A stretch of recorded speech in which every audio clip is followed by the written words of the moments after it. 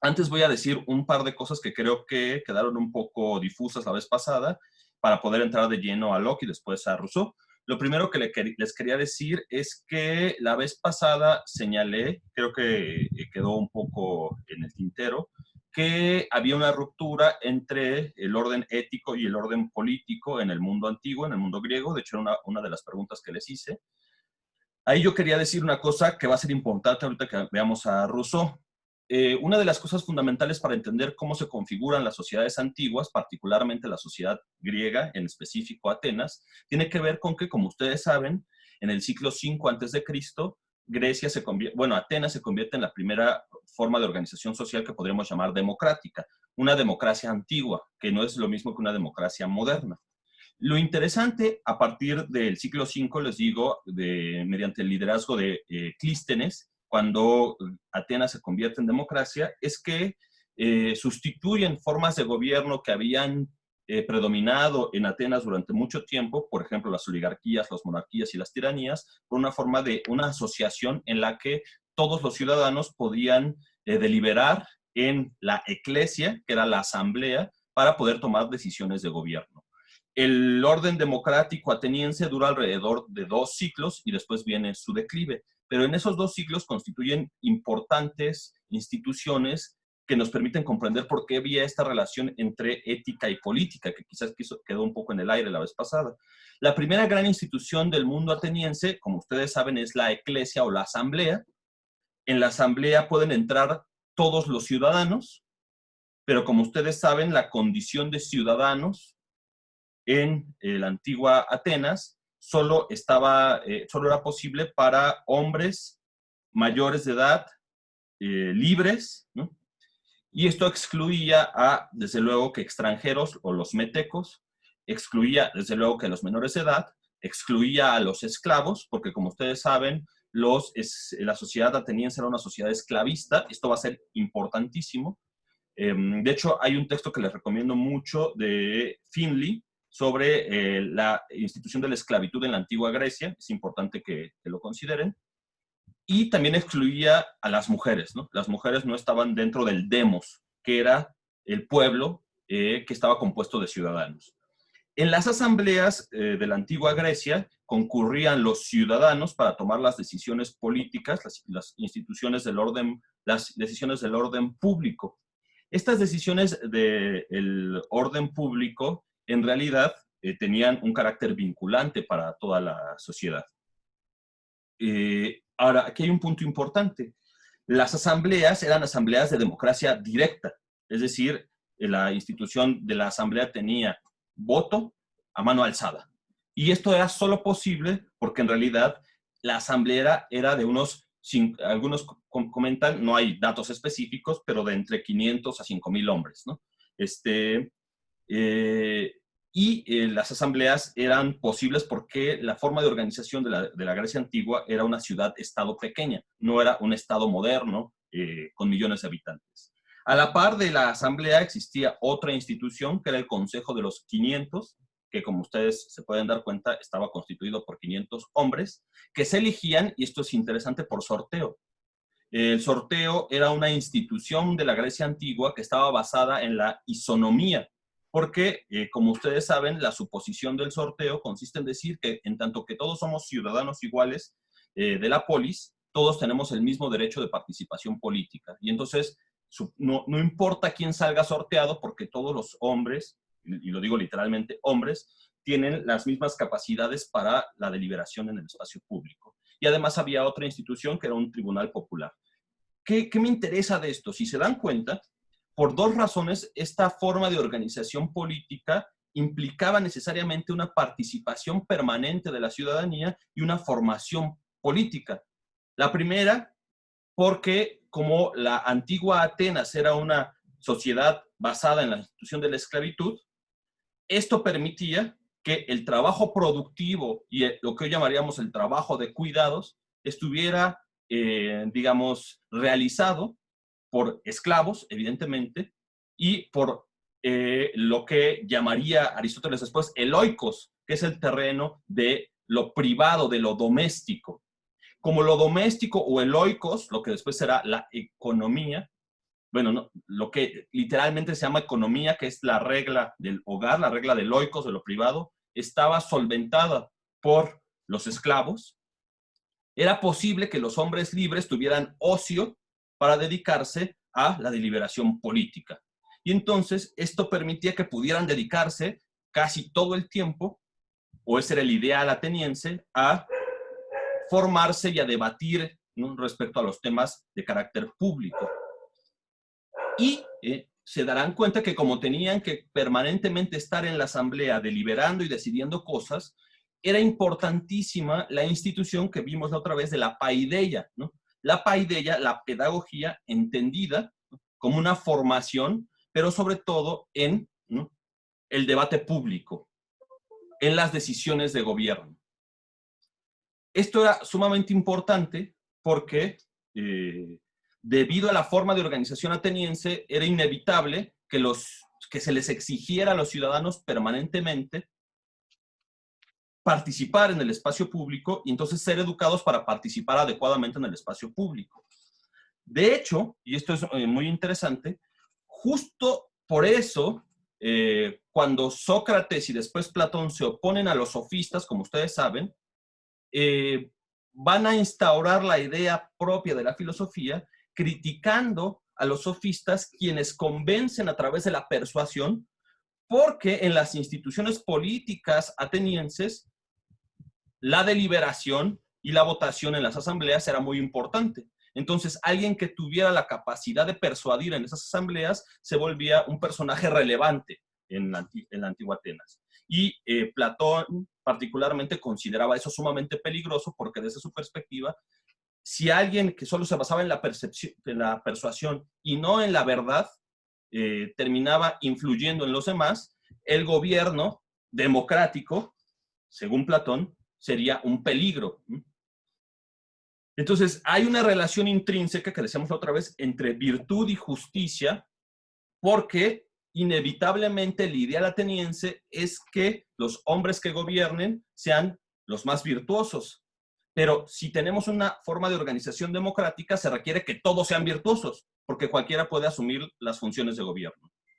Una cosa más para que se entienda mucho mejor por qué había esta relación entre virtud y política en el mundo ateniense, que tiene que ver con que hacia el siglo IV después de Cristo, viene la decadencia ateniense y hay un golpe de Estado contra la democracia liderada por los 400, ¿no?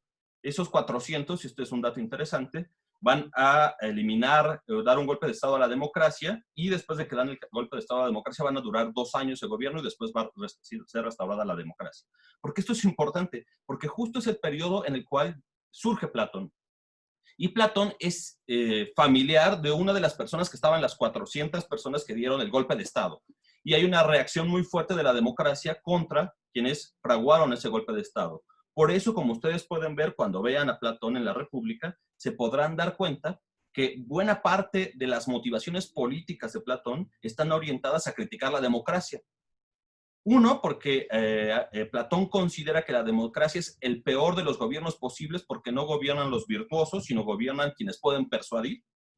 Esto habría que debatirlo mucho, pero no en esta clase. Y dos, porque Platón ubica a la democracia como el gobierno en el que mató, el gobierno que obligó a que se tomara la cicuta al hombre más virtuoso de todos, que es Sócrates. Entonces, toda la filosofía de Platón está orientada a una crítica a la democracia. Pero aunque critica la democracia, en Platón también está esta vinculación entre virtud y política, porque como se pueden dar cuenta, todo el problema de Platón es que gobiernan los virtuosos. Por eso Platón considera que debe gobernar el filósofo, que es el más virtuoso de todos, porque conoce que es la justicia. Entonces, y para que haya gobernantes virtuosos se necesita que se eduquen en la virtud. De nuevo, esta relación entre paideia, virtud y justicia.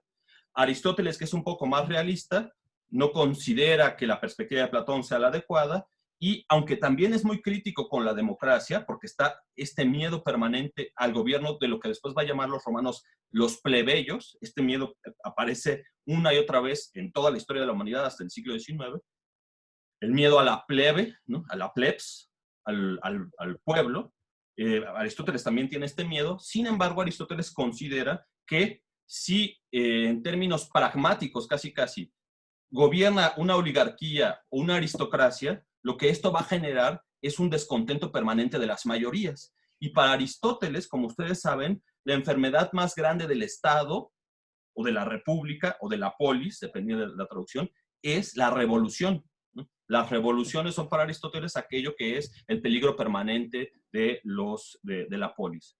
Y para evitar esa revolución, Aristóteles va a proponer un gobierno mixto, ¿no? Pero también en Aristóteles está esta especie de desprecio por las mayorías o por lo popular, porque considera que pueden ser poco virtuosas. Sin embargo, en el proyecto de Aristóteles también consiste en un proyecto en el cual, dado que los hombres, y esto es muy importante, en su naturaleza, tienen la necesidad de vincularse con los otros, si se les educa en la virtud, serán capaces de tener un gobierno justo, que quiere decir básicamente un gobierno virtuoso. Esto es muy, muy importante que lo tengan en cuenta. Bueno, y la otra cosa que también dije y quizás quedó un poco en el aire, es esta idea de la metafísica griega. ¿En qué consiste esta idea de la metafísica griega? Solo voy a decir dos cosas para no repetir lo que vimos la vez pasada. Los griegos están convencidos de que la naturaleza como physis tiene un orden. Y por lo mismo, bastaría con conocer ese orden, ¿no?, para que las cosas se acomodaran en el lugar que le corresponde. Por eso, ¿no?, bastaría que conociéramos bien la naturaleza de nosotros como seres humanos. Si la conocemos bien, si conocemos nuestra verdad, podremos actuar en consecuencia y podremos actuar justamente. Hay una relación entre la idea del cosmos y de la naturaleza como orden y la idea de la sociedad como algo que, si se dispone de acuerdo a sus características naturales, puede ser justo. Cuando en la Edad Moderna se rompe esta idea de naturaleza, también se va a romper esta idea que vincula virtud y política. Bueno, esto es lo que quería dejar claro de la otra vez. Ahora sí, regresando a la modernidad. Yo les había dicho que en Hobbes esta visión metafísica del orden ya no está presente por los avances en la física moderna, y que tampoco va a ser posible esta idea que vincula virtud y política. Esto creo que ya quedó claro. Como no va a ser posible esta idea que vincula virtud y política, porque como recuerdan, tanto Maquiavelo como Hobbes consideran que esto es una especie de ideal metafísico imposible y que debemos concentrarnos en algo más práctico, el problema de Hobbes va a consistir en cómo hacemos que un Estado garantice la seguridad de todos y evite lo que para él es el peor de los peligros, que es la guerra civil. Esto lo vimos la otra vez, ¿no? En Hobbes está la idea muy, muy importante de que el Estado, recuerdan, no es algo natural, sino que el Estado surge a través de la negación de la naturaleza prácticamente de los seres humanos, porque la naturaleza nos lleva al conflicto permanente. La naturaleza es buscar nuestros deseos. Sin embargo, ¿no?, lo que dice Hobbes es que la razón nos permite construir un artefacto que sería el Estado. Si ustedes revisaron la introducción de Hobbes, vieron que la palabra artefacto estaba un montón de veces, ¿no? Un artefacto, algo que construimos racionalmente para salir de ese estado natural. Y la cumbre de todo el planteamiento de Hobbes es que eso implica un Estado absoluto. Porque si es un Estado dividido, si es un Estado no despótico, si es un Estado con controles, lo que va a ocurrir es que el Estado de naturaleza va a permanecer, ¿no?, en la organización política. Ahora, dicho esto, vamos con Locke ahora sí. Locke es un autor muy, muy importante para la historia moderna. En Hobbes yo les pido que retomen esta idea que, a pesar de que está basada en la idea de un orden político despótico, resulta importante, que es la idea de que solo es posible una organización política si hay un orden coactivo que castigue a quienes transgreden el pacto de asociación política. Esta idea es muy, muy importante. De hecho, esta idea funda lo que podríamos considerar hoy como la idea seminal del Estado de Derecho. un Estado en el cual lo que prime no sea el deseo de los individuos, sino la ley que es resultado de un contrato social y que para que esa ley funcione requiere de por lo menos dos instancias. Uno, un poder político que tenga el monopolio de la violencia y un poder político que tenga el monopolio de la administración de la justicia, para que aquellos que transgredan la ley sean castigados. Esta idea es fundamental. La otra vez salía una discusión respecto a algo así como si es preferible que las personas actúen por miedo o que actúen por motivación personal. Ahorita voy a detenerme en eso, es muy importante. Pero retengamos esta idea del poder político que se funda necesariamente en una especie de amenaza permanente de castigo a quienes transgredan la ley. Y también la idea de Estado de Derecho agrega otro componente que es que todos estamos sometidos a la ley. Esto es importantísimo. En el caso de Hobbes, todos los súbditos están sometidos a la ley y el único que no está sometido a la ley es el soberano, porque si estuviera sometido a la ley, en realidad estaríamos de nuevo en estado naturales. Estas dos ideas, todos estamos sometidos a la ley y hay un poder coactivo que puede castigarnos si transgredimos esa ley, de una u otra manera son los fundamentos del Estado de Derecho. Pero en Locke vamos a pasar de la idea de Estado de Derecho a una idea de Estado de Derecho liberal. Para algunos autores, Hobbes es el fundador de la concepción liberal de la política. Sobre esto hay mucha discusión, hay muchas controversias. Por ejemplo, hay un libro muy bonito de James Tully que trata de defender que Locke es un republicano. Está el famoso libro de McPherson, que se llama El individualismo posesivo, que defiende que Hobbes y Locke son liberales. Y hay mucha literatura. Pero para los propósitos de esta clase, quedémonos con la idea de que Locke es el fundador de la concepción política que hoy llamaríamos liberalismo. El liberalismo político, no necesariamente, y esto es importante que lo tengan en cuenta, el liberalismo económico, que implica una composición distinta. Sobre eso habría que hablar muchísimo, pero lo veremos en las próximas clases. ¿En qué tiempo habla Locke? Bueno, Locke nace en 1632 y muere en 1704. Si se dan cuenta, es un poco posterior a Hobbes.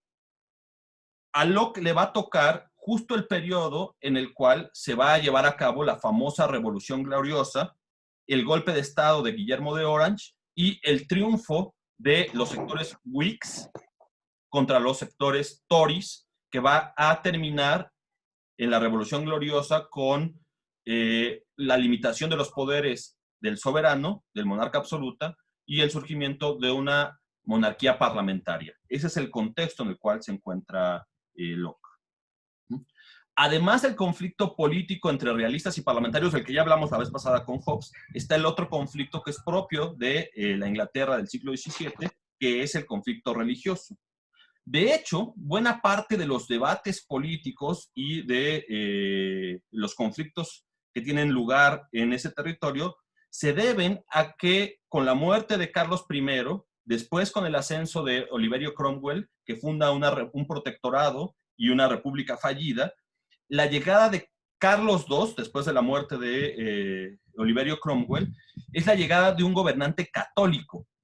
Y en gran medida eso va a generar una serie de disputas que resultan sumamente importantes.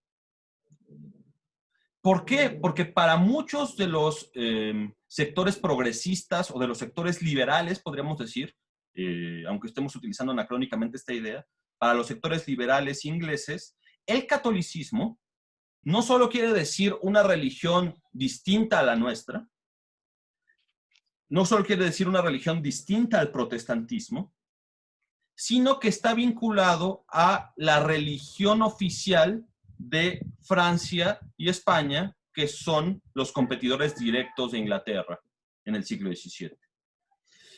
Y además, esto habría que debatirlo, habría que pensarlo.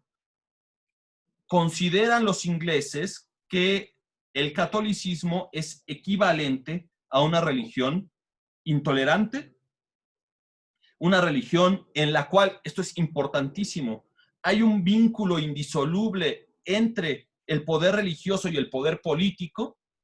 Recuerden lo que vimos la vez pasada, ya no sé si fue con ustedes o con otro grupo, sobre la doctrina de la infalibilidad del Papa. Creo que sí lo vimos aquí, ¿no? La doctrina de la infalibilidad del Papa, ¿no? Entonces, hay un vínculo permanente entre el catolicismo y el poder político que parece no distinguir entre el poder civil y el poder religioso. Y además, los ingleses protestantes consideran que el catolicismo es una religión que promueve la persecución religiosa. Por ejemplo, hay libros recientes respecto a que buena parte de estas críticas que hacían los ingleses a el catolicismo tienen que ver con lo que se ha llamado la leyenda negra, que sería la manera por la cual los ingleses generaron un conjunto de prejuicios respecto a los católicos para poder justificar una serie de conflictos bélicos con ellos.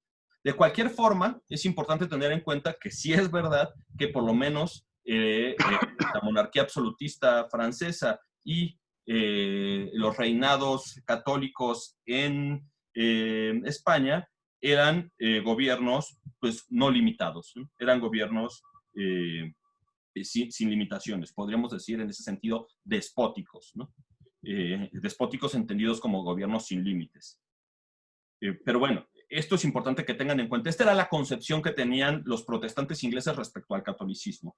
Y por eso, aunque Locke ha pasado, seguramente ustedes han escuchado esta idea, como un defensor o el primer gran defensor de la tolerancia religiosa, quizás habría que tener cuidado con esta idea, porque más bien Locke lo que está tratando de señalar es que se debe evitar a cualquier costo que haya un gobierno que confunda el poder civil con el poder religioso. Y en ese sentido, lo que está haciendo Locke, en realidad en el siglo XVII, es criticar a los gobernantes católicos de Inglaterra, particularmente a Carlos II y a Jacobo II. Y por eso va a defender la tolerancia religiosa, pero sobre todo como una crítica al catolicismo, que es una religión que él considera que no permite el pluralismo religioso. Aunque él es una persona protestante, es una persona sumamente religiosa. De hecho, todo el fundamento, ahorita lo vamos a ver, del segundo tratado sobre el gobierno civil, se basa en la idea de que hay leyes naturales que Dios nos da. Por eso, además, y esto es una cosa interesantísima, cuando Locke señala que se debe tolerar, en la Carta sobre la Tolerancia, cualquier tipo de culto religioso, no se debe rechazar no se deben rechazar los cultos religiosos como reivindicarían los católicos. O sea, los católicos señalan que debe haber una sola religión. Locke diría que no. Locke diría que en un Estado se debe tolerar todos los cultos religiosos. Pero Locke va a decir que hay algo que no se puede tolerar. Creo que lo dije la vez pasada. Y eso algo que no se puede tolerar son los ateos.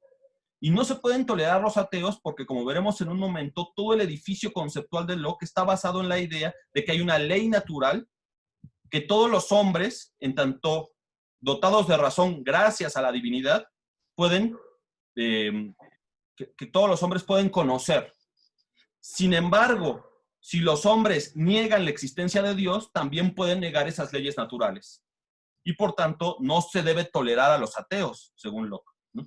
Entonces, profesor, ajá, perdón, adelante. pero si en el caso de que existan una religión, o sea, que hay una pluralidad de religiones, pero una de las religiones se contraponga con los ideales del monarca, ya está generando un problema ahí, ¿no? Entonces ahí sí sería como algo que estaría prohibido. Sí, está bien la pregunta, qué bueno que la haces porque me permite puntualizar algo. En Hobbes, la respuesta es, justo por eso necesitamos solo que haya una religión y hay que prohibir las otras religiones, ¿no? En Hobbes. Pero en Locke hay un intento muy, muy importante por separar el poder civil del poder religioso. Entonces, si hay conflictos religiosos, esos conflictos religiosos no se pueden trasladar al poder civil. Y como el poder civil va a establecer, por ejemplo, un conjunto de restricciones, voy a decir algo muy, muy, muy sencillo. Por ejemplo, no puedes matar a otra persona. Entonces, cualquier persona que apelando a esa religión quisiera transgredir el orden civil, en realidad no estaría permitido, porque hay una prioridad del orden civil respecto al orden religioso, ¿no? Pero lo que es importante es, o sea, Locke sí va a defender la prioridad del orden civil respecto al orden religioso. Eso sí es muy, muy importante. Pero a diferencia de Hobbes, no va a señalar que hay que acabar con las otras religiones, sino que va a defender una pluralidad religiosa. Y yo solo les agrego que esa pluralidad religiosa en realidad está pensada como una forma de criticar a los gobernantes y a los reyes católicos del siglo XVII. Bueno, ya les dije esto de la Carta sobre la Tolerancia y esta especie de paradoja que tiene Locke respecto a la idea de que no se puede tolerar a los ateos. Esto después va a ser reconfigurado en esa famosa paradoja que menciona Karl Popper, que seguramente la han oído, de si se puede tolerar a los intolerantes, ¿no? Claro, aquí la suposición es que los ateos son los intolerantes, ¿no? En el planteamiento de Karl Popper, en el siglo XX, es si podemos tolerar a todos, ¿qué ocurriría si los intolerantes, por ejemplo, los nazis, en una sociedad como la nuestra, empezaran a crecer más hasta el punto en el que destruyeran la sociedad que permite y que tolera que todo el mundo tenga una visión del mundo particular, incluyendo la que tienen ellos como nazis? Entonces, la paradoja de Popper es hasta qué punto podemos tolerar a los intolerantes. ¿Mande? Ah, Doctor, bueno. se congeló. Ay, Dios. ¿En serio? Sí, se quedó en, bueno, que si Karl Popper autoriza a los tolerantes, a los intolerantes, de los tolerantes, ahí me quedé. Bueno, no sé si todos. Ojalá que que no se vuelva a trabar, porque ayer tuve problemas con... Yo pensé que ya los había arreglado. Bueno, lo que les decía nada más es, estoy estableciendo una analogía entre esta idea de Locke respecto a que se tienen que tolerar todas las perspectivas religiosas, pero no se tienen que tolerar a los ateos, porque según Locke, los ateos no respetarían las leyes que Dios nos dio, las leyes naturales que Dios nos dio a todos, independientemente de qué religión seamos. Esta es la idea de Locke. Estoy haciendo una analogía de esto con la paradoja de la tolerancia que estableció Karl Popper en el siglo XX, que señalaba que si somos tolerantes con todos, ¿qué pasa si toleramos a los intolerantes? Hasta el punto que las perspectivas de los intolerantes se vuelvan dominantes y entonces eviten las condiciones que permiten que todos puedan tener una visión del mundo particular, incluyendo a los intolerantes. O sea, ¿qué pasa con eso? Bueno, no voy a plantear mi perspectiva aquí, simplemente hago esta analogía con lo que plantea Locke. Y bueno, sobre Locke está esta idea de la tolerancia, y lo que más nos interesa ahorita más bien son sus dos ensayos sobre el gobierno civil, particularmente el segundo ensayo sobre el gobierno civil, que, como ustedes saben, es uno de los libros más importantes para la filosofía política y también para los debates contemporáneos respecto a el liberalismo político. Lo primero que hay que decir es que estos dos libros, el primer ensayo sobre el gobierno civil y después el segundo ensayo sobre el gobierno civil, se publican hasta 1689. Locke los escribe, parece ser que entre 1670 y 1675, pero solo se publican hasta 1689, cuando llega la Revolución Gloriosa y termina el reinado de Jacobo II, lo cual implicaría que Locke, en cierta medida, fue un autor transgresor en su época. De hecho, Locke tuvo que huir de Inglaterra mucho tiempo hacia Holanda, porque hubiera sido perseguido en Inglaterra por sus ideas. Y como veremos en el segundo ensayo sobre el gobierno civil, la perspectiva de Locke va a ser mucho más radical que la perspectiva de los Whigs. Como ustedes saben, los Whigs es una facción que surge al interior del Parlamento inglés hacia principios del siglo XVII, que están mucho más cercanos de la defensa del parlamentarismo, versus los Tories, que estarían mucho más cercanos a la perspectiva realista.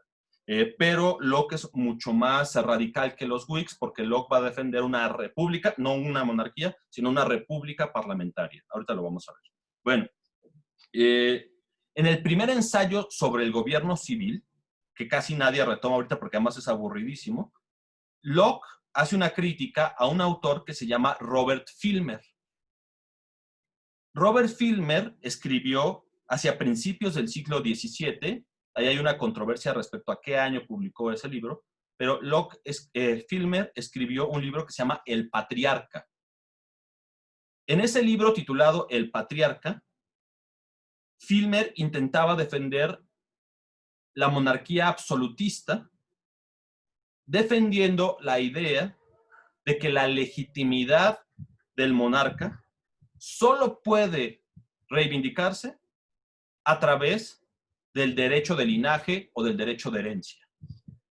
Y el argumento de Filmer era relativamente sencillo, dado que no hay forma en la que podamos decir que el poder proviene de algún tipo de asamblea, porque tendríamos que preguntarnos dónde se llevó a cabo esa asamblea, y dado que las escrituras, porque aquí hay una argumentación teológico-política todavía, las escrituras señalan que Dios le dio el mundo a todos los hombres por igual, entonces no podemos decir que legítimamente alguien tiene la autoridad producto de algún acuerdo, porque ese acuerdo tendría que ser el acuerdo de toda la humanidad, porque Dios le dio a todos los hombres el mundo por igual. Entonces, como eso no es posible, el único argumento para saber quién tiene derecho de autoridad sobre el mundo, sobre la tierra y sobre los animales y sobre los seres humanos, es apelando también a las escrituras, viendo quién es el heredero directo del primer hombre al que se le dio el mundo. Y ese primer hombre, según Filmer, es Adán. Entonces, en una argumentación así que parece una locura, Filmer señala que la única manera que podemos tener para saber quién es el dueño original de la tierra es a través de el derecho de linaje o de herencia. Y eso implicaría hacer una suerte de genealogía para ver quién es el heredero directo de Adán. Y entonces, desde luego que eso llevaba a la conclusión de que el heredero directo de Adán era Carlos I. Y este es el argumento fuerte de Filmer, o sea, no es que estuvieran locos, porque parece que están locos, pero en realidad es una estrategia argumentativa que permitía utilizar los argumentos teológicos en ese momento para defender su posición política particular. ¿Qué quiere defender? Quiere defender la monarquía absoluta de Carlos I. ¿Y cuál es el argumento central? Cuando Dios le da el mundo al primer hombre, del cual es heredero el monarca actual, le da todo por igual, le da un poder absoluto sobre el mundo. Y por tanto, Filmer señala que no tienen derecho los súbditos a cuestionar ese poder absoluto. Esa era la idea de Filmer. Bueno, Locke escribe el primer tratado sobre el gobierno civil para refutar el patriarca de Filmer. Y básicamente lo que hace en ese texto Locke es criticar cómo esta perspectiva de Filmer no se sostiene ni teológicamente, ni revisando las escrituras, ni políticamente. Entonces, se trata de socavar la legitimidad del poder político a través del derecho de linaje. Y cuando ustedes abran, que lo van a tener que leer, el segundo tratado sobre el gobierno civil, el segundo ensayo sobre el gobierno civil, se van a dar cuenta que lo que empieza señalando, habiendo refutado ya que el poder político no puede derivar de la herencia de Dios, que si derivara de la herencia de Dios, sería imposible saber quién es el heredero de Dios actualmente, que si pudiéramos saber quién es el heredero de Dios actualmente, no podríamos definir que esa persona tiene el poder político. Así comienza el segundo tratado sobre el gobierno civil. Está haciendo referencia a las críticas que ya había establecido Locke en el primer ensayo sobre el gobierno civil. Bueno, en el segundo ensayo sobre el gobierno civil, que es la continuación a esta crítica a Filmer, Locke va a señalar que el objetivo de ese libro, que es el que nos interesa ahorita, consiste, una vez refutado el derecho de linaje, en saber qué caracteriza al poder político, qué distingue al poder político del poder religioso y sobre todo, y esto es muy importante, qué distingue el poder político del poder patriarcal. Ahorita les explico qué quiere decir Locke por patriarcal. Lo primero que dice Locke es que Dios le dio a todos por igual el mundo. Si Dios le dio a todo el mundo por igual el mundo, no se lo dio a alguien en particular. Esto es bien interesante. O sea, Locke apela a la religión, a Dios, para negar cualquier argumento que reivindique la idea de que Dios le dio a una persona en particular el poder sobre el mundo. Locke, en cambio, dice, Dios le dio a todos el mundo por igual y por tanto nadie se tiene que arrogar el derecho a ser autoridad en ese mundo. Si esto no se puede, si nadie puede arrogarse el derecho de ser autoridad en ese mundo, porque todos nos podemos arrogar la autoridad del mundo, Dios nos dio a todos el mundo por igual, si esto es así, el problema tiene que ver con cómo le otorgamos a alguien en particular o a una asamblea el poder sobre una parte del mundo. Esto es, sobre un territorio en particular. Esta es la cuestión que Locke plantea. Pero de inmediato Locke distingue, esto lo van a encontrar en el capítulo 2 del libro 1 del segundo ensayo sobre el gobierno civil, distingue entre poder político y poder religioso, y poder político y poder patriarcal. La distinción entre poder político y poder patriarcal es muy importante. Tiene que ver con el hecho de que para Locke, como para casi todos los pensadores hasta el siglo XIX quizás, hay un tipo de poder particular, que es el poder que tiene el pater familias respecto al oikos. Y ese poder del pater familias respecto al oikos es un poder absoluto. El padre de familia respecto a su familia es soberano absoluto. Es soberano. ¿Y qué quiere decir familia? ¿A quiénes hace referencia Locke por familia? No solo a los hijos, a la esposa, sino a, en el caso particular de la Inglaterra del siglo XVII, a los siervos o a los trabajadores, que son parte de la familia, ¿no? Son propiedad del lord propietario. Entonces, ese terreno doméstico es un terreno donde se ejerce un poder absoluto. ¿Ibas a preguntar algo, César? ¿No, verdad? Sí, entendido, sí, doctor. Entendido como el pater familias, como lo que se entiende en el derecho romano, que puede ser también a mis padres, o sea, la línea de generacional, como a mis padres, o a otro, por ejemplo, un pater familias que cayó en desgracia y yo lo cubro, entonces también a ese, o sea, como mis vecinos, ¿se puede entender también como familia eso? ¿O simplemente como los consanguíneos? Esa es una pregunta. Bueno, después voy a meterme en eso, Okay. pero aquí básicamente la idea es, porque sí tiene Locke una reflexión respecto a eso, respecto a por qué los padres tienen un poder sobre sus hijos y todo, pero para no meterme en cosas un poco más complejas, retomo tu pregunta para esto, para decir que Locke considera que la autoridad familiar, por decirlo de una manera, es una autoridad donde el padre, desde luego que es una visión patriarcal, machista, esto es evidente, el padre tiene un poder absoluto sobre la esposa, sobre los hijos, sobre los siervos. Ese es un poder absoluto. En la familia, tal como la considera Locke, no solo Locke, sino la historia de las sociedades, la familia es una forma de organización basada en una forma de gobierno autoritario y despótico. Y eso consideran ellos que está bien. Lo que resulta interesante de esto es que Locke hace una distinción entre este poder familiar y el poder político. Y lo que está diciendo de fondo es que no se puede trasladar la institución patriarcal del poder despótico de la familia al terreno político, como según Locke hace Hobbes. O sea, lo que Hobbes está proponiendo en última instancia, dice Locke, es un gran padre de familia de la humanidad, que tenga derecho absoluto sobre todos los demás, a cambio de que les otorgue seguridad.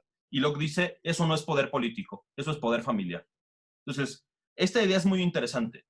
Hago una reflexión aquí, no me quiero ir muy lejos porque hay que ver a Rousseau también, pero es muy, muy interesante entender y si alguien quiere trabajar ese tema sería ideal, entender la evolución del concepto de familia, más allá de otro tipo de debates, pero la familia tal como la conocemos hoy, cuando se dice es que la familia natural, etcétera, en realidad la institución de la familia es una institución que ha cambiado sociológicamente muchísimo.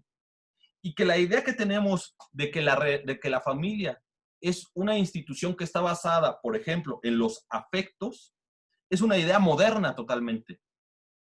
Porque durante mucho tiempo, particularmente durante el medievo, hay un texto muy bonito que se llama La prohibición de mentir, de Sergio Pérez Cortés. Él fue mi asesor de tesis en maestría y doctorado. Y tiene una parte dedicada, por ejemplo, a la institución del duelo y a las instituciones medievales. Y durante mucho tiempo la familia es una transacción de negociación entre familias. El matrimonio es una transacción de negociación entre familias. Si ustedes revisan, por ejemplo, la literatura española del siglo XI o del siglo XII, van a ver cómo comienza a reconfigurarse la idea del amor, hasta que se constituya la idea del amor romántico, que es una idea posterior. Pero la idea de que la familia es, ¿no?, una institución basada en el afecto y en el amor es una idea relativamente moderna. De hecho, por ejemplo, en Hegel, cuando lo veamos, cuando analice la familia, va a ser uno de los primeros en señalar que la familia es una relación de igualdad entre hombres y mujeres, aunque Hegel, desde luego, no va a defender en última instancia una posición más cercana al feminismo, como por ejemplo sí lo va a hacer John Stuart Mill, ¿no? Pero bueno, es importante entender esta idea de la familia. Regresamos a lo. Distinción entre poder político, poder religioso, poder político y poder familiar o poder patriarcal o poder despótico en última instancia. ¿Qué dice Locke? Distinguiendo entre estos poderes, nos podemos dar cuenta que el poder político tiene una especificidad. El poder político se caracteriza porque tiene como objetivo garantizar la propiedad de las personas. Lo van a ver cuando lean el segundo ensayo sobre el gobierno civil. El objetivo del poder político es garantizar la propiedad de las personas. Ahora, ¿qué es propiedad para Locke? Locke entiende por propiedad tres cosas: la vida, la libertad y lo que podríamos llamar nosotros propiedad de manera lata, ¿no? Específicamente dicha. En sentido lato, pues. Cuando Locke se refiere a propiedad, entonces, no solo se está refiriendo a la propiedad privada, aunque también, sino Locke se está refiriendo a la libertad y a la vida. Y aquí el supuesto es que las personas no pueden ser libres. Esto va a ser importantísimo para toda la tradición política posterior. Las personas no pueden ser libres si no son propietarias. Por eso propiedad y libertad están vinculadas. Esto va a ser fundamental. Por eso, de hecho, como ustedes se pueden dar cuenta, quienes tienen derecho de ciudadanía son solamente los propietarios, porque se considera que solo ellos pueden ser dueños de sí mismos. Porque si yo no soy propietario, este es el supuesto, yo le debo mi vida a alguien más. Solo los propietarios son dueños absolutos de su propia vida. Entonces, por eso hay una relación intrínseca entre libertad, propiedad y vida. El poder político, entonces, como les decía, tiene por función garantizar estos tres elementos: la libertad, la propiedad y la vida. Una duda, profesor. Adelante, adelante. ¿Hay propiedad a qué se refiere? O sea, propiedades de autosuficiencia, ¿hasta qué punto? O sea, ¿a qué se refiere con propiedad? Sí, la sociedad, eso habría que detenernos mucho, pero bueno, la sociedad inglesa del siglo XVII está dando los primeros pasos de sociedades feudales a sociedades más bien mercantiles. Entonces, Locke considera, de hecho, por ejemplo, esto Carlos lo debe conocer muy bien, en buenas partes de las historias de la economía se coloca a Locke como uno de los padres del mercantilismo, ¿no? O uno de los pensadores mercantilistas. Pero a Locke lo que le interesa es señalar que los propietarios de tierra, básicamente, son los que se consideran ciudadanos. ahorita voy a detenerme en eso. Los lords son los señores, son señores que son dueños de un territorio. Y tanto dueños de un territorio tienen siervos que trabajan en ese territorio y eso genera ganancias y riqueza que les permite, en cierta medida, ser autosuficientes a ellos. Posteriormente vamos a ver cómo también ellos se encuentran en el ascenso de una burguesía emergente que ya no va a ser tanto terrateniente o propietaria de tierras, sino más bien comerciante. Y buena parte de las exigencias de incorporación en el Parlamento inglés tienen que ver con que una nueva clase social, que sería una clase propiamente burguesa en sentido sociológico, está ascendiendo y exige también ser incorporada en las decisiones políticas. Eso lo vamos a ver, sobre todo cuando lleguemos a siglo XVIII y siglo XIX. Pero aquí Locke entiende propietario, particularmente propietario de tierra. Son los lords. Y vamos a ver que esto es importante porque en buena medida Locke, esto es un texto que yo he trabajado mucho, se los voy a dejar leer también, lo que quiere hacer es defender la colonización de las tierras de América del Norte. Y ellos ven, por ejemplo, América del Norte como un lugar súper interesante, porque como hay una abundancia de territorios que ya no existe en Inglaterra desde su perspectiva, ya no existe una abundancia de territorios fértiles, en los Estados Unidos, lo que después van a ser los Estados Unidos, se considera que pueden los colonizadores llegar a un espacio donde puedan ser todos propietarios y por tanto puedan ser todos libres. De hecho, no me voy muy lejos, pero por ejemplo, el ideal que tenía Jefferson cuando fundan Estados Unidos es de un país de pequeños propietarios. Pero bueno, eso son otras cosas. Pero te digo, lo que quiero que vean es que hay una relación permanente aquí, todavía en el siglo XVII, que va a ser muy importante para que entendamos después, por ejemplo, a Rousseau y la Revolución Francesa, entre libertad y propiedad. Eso explica por qué para Locke no puede haber personas libres que no sean propietarios. De hecho, los siervos son parte de la familia del propietario y ellos, por supuesto, no tienen derecho de ciudadanía. Ahí hay un debate interesante. Ahorita nos detenemos en eso. Bueno. Locke considera que todos los seres humanos, y aquí habría que pensar quiénes son todos los seres humanos son seres humanos dotados de razón,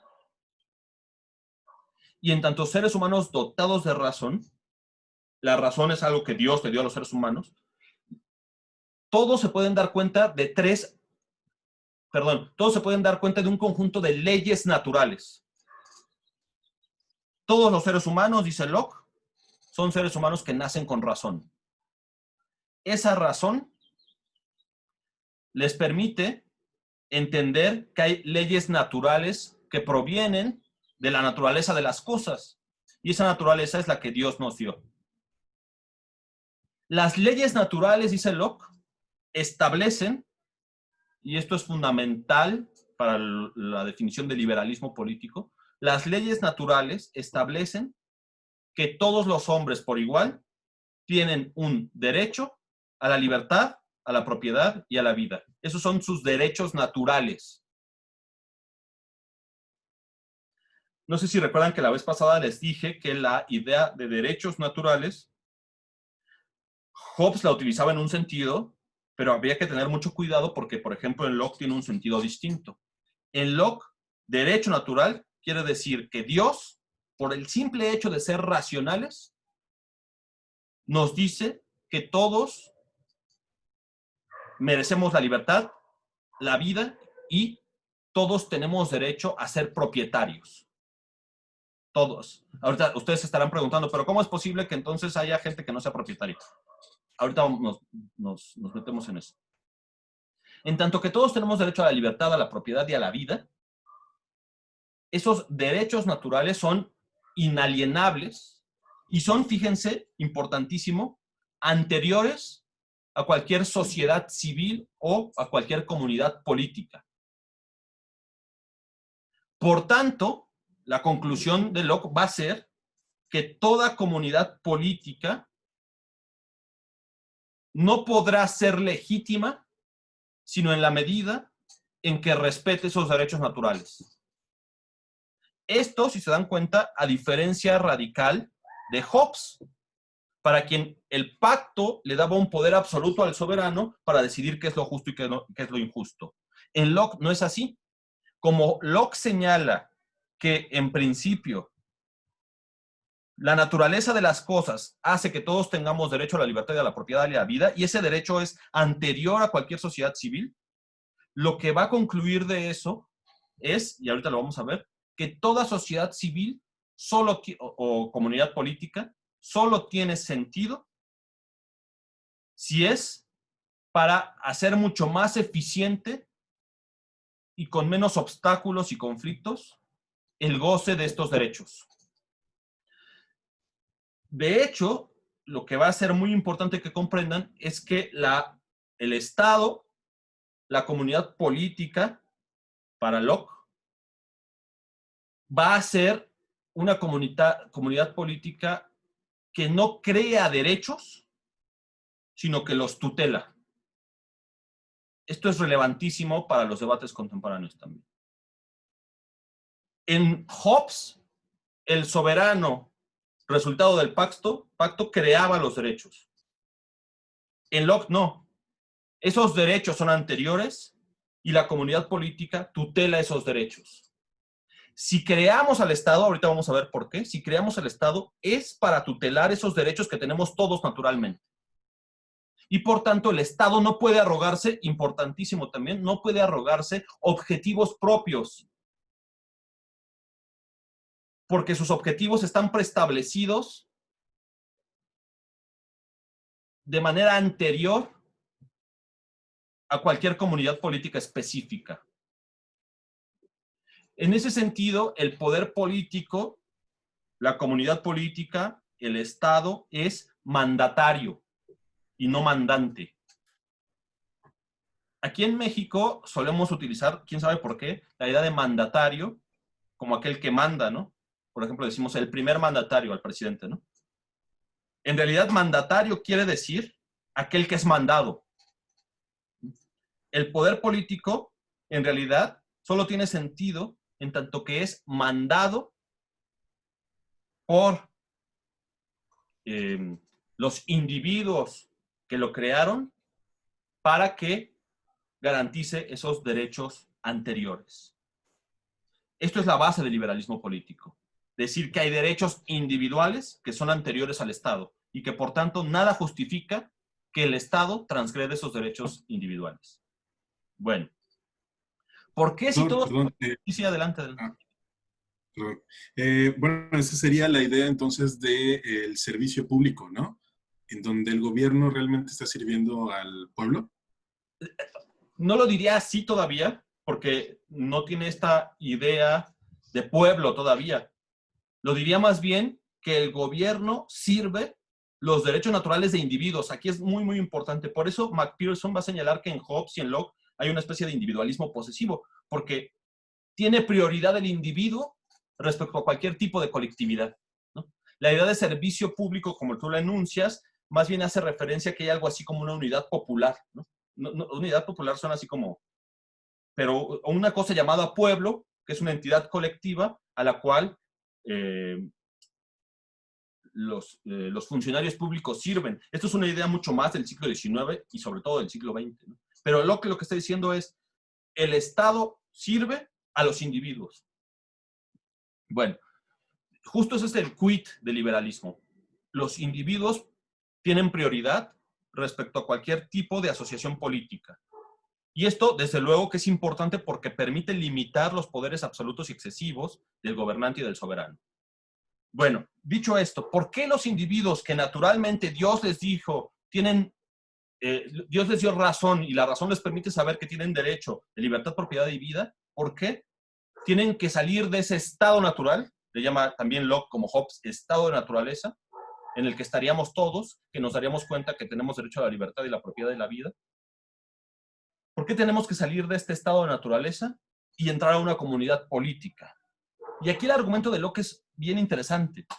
Es mucho menos sofisticado y lógico que el de Hobbes, porque si recuerdan, en Hobbes había una especie de deducción lógica que nos permitía llegar a conclusiones. En Locke no es así. En Locke es un poco más anecdótico, todo más narrativo, pero es muy interesante. Lo que señala Locke es que los individuos que tienen estos derechos también tienen derecho, importantísimo, a castigar a quien transgreda su libertad, su propiedad y su vida. O sea, en el estado de naturaleza, todos tenemos estos derechos, somos conscientes de estos derechos, y aquel que transgrede estos derechos, nosotros también tenemos el derecho de castigarlo. Ocurre, sin embargo, que en un estado así, ¿cuál es el problema? Pues el problema más bien no es tanto que el ser humano sea el lobo del hombre, como en Locke, en Hobbes, perdón, sino el problema es, sobre todo, que el ser humano es inevitablemente parcial. Entonces, suele ocurrir, y puede ocurrir, y de hecho ocurre, que cuando juzgamos respecto a lo nuestro, no juzgamos con objetividad. Entonces, quizás alguien, ¿no?, no tenía intención de matarme, y yo estoy interpretando que está amenazando mi derecho a vivir. Y por tanto, yo supongo que puedo castigarlo. Y el castigo que establece Locke dice, si alguien transgrede y amenaza mi derecho a la vida, yo tengo el derecho de matarlo, dice Locke. Entonces, imagínense que todo el mundo estaría convencido de que le han hecho una ofensa tal que tiene derecho a matar a los demás. Entonces, esta especie de parcialidad, fíjense lo que voy a decir, esta especie de parcialidad, bueno, imagínense si en el tráfico, ¿no?, creemos que somos los únicos que manejamos bien y que tenemos derecho a insultar a los demás. Imagínense si tuviéramos derecho a nosotros ejecutar el castigo. Esta parcialidad en la ejecución del castigo es la que nos lleva a darnos cuenta que si todos tienen el mismo derecho a interpretar la ley y castigar a partir de su concepción parcial de las cosas, llegaría a un caos permanente. Lo que tenemos que hacer entonces es negar nuestro derecho. ¿Pero cuál derecho es el que negamos? Recuerdan que en Hobbes negamos nuestro derecho natural, que era nuestra libertad. En Locke no negamos nuestra libertad, esto es importantísimo. En Locke a lo que renunciamos es a nuestro derecho a ejecutar la ley de manera parcial. Negamos ese derecho a cambio de que haya instituciones que sean capaces de ejecutar la ley mejor que nosotros, pero esas instituciones tienen por objetivo únicamente hacer más eficientes, más dúctiles las leyes de naturaleza. A cambio de la potestad que tendríamos para castigar a los otros de manera parcial, obtenemos un conjunto de instituciones que castigan a aquellos que transgreden las leyes naturales de una manera mucho más eficiente y sin el riesgo de la parcialidad. Ese es un poco el contrato en Locke.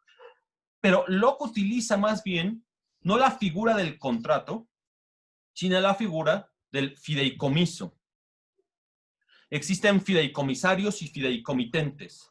Creo que, no sé si se los dije a ustedes o a otro grupo, perdone, pero la idea de fideicomisario y fideicomitente en Locke básicamente quiere decir, es una figura del derecho romano, que existen relaciones asimétricas en la sociedad.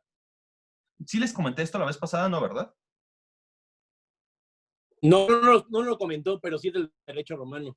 Sí, entonces esta relación entre fideicomisario y fideicomitente es una figura que permite regular relaciones asimétricas que son muy frecuentes en las sociedades. Un contrato es una relación entre iguales, pero una relación entre fideicomisario y fideicomitente, esta figura del derecho romano, supone que hay tipos de relaciones sociales que en la medida en que se generan profesiones complejas y hay una división social, una diferenciación social de los trabajos, etc., habrá gente que sea más experta en unos temas que otros. Entonces, cuando entramos en esas relaciones con personas que son más expertas que nosotros, no estamos en una relación contractual entre iguales, sino una relación asimétrica. Por ejemplo, si ustedes van al médico, en realidad están en una relación asimétrica.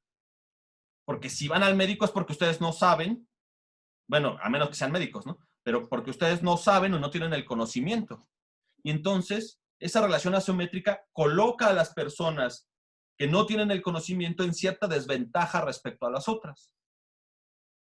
En esta situación asimétrica, el derecho romano señala que dado que yo no tengo el conocimiento para poder juzgar objetivamente si la otra persona está hablando con verdad, en la medida en la que yo intuya que la otra persona está intentando engañarme, se puede deshacer la relación unilateralmente,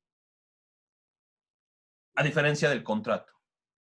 Entonces, si yo sospecho que un doctor me está engañando, lo que hago es que, a sospecha de mala fe, yo unilateralmente deshago esa relación, porque no puedo tener los elementos en igualdad de condiciones para saber si en realidad me está engañando o no. Bueno, esto es importante porque la relación entre la sociedad civil y el Estado, para Locke, es una relación entre fideicomisario y fideicomitente. De tal suerte que si la sociedad sospecha que no se están cumpliendo, que si las leyes que está estableciendo los magistrados y está estableciendo el gobierno y el parlamento no están hechas para satisfacer las obligaciones que son garantizar el derecho de propiedad, libertad y vida, podría disolver unilateralmente esa relación. Y justo de hecho lo que está pensando es una estrategia para justificar las revoluciones que llevaron a la deposición de Jacobo II en Inglaterra. Entonces, es interesante también esta idea de Locke.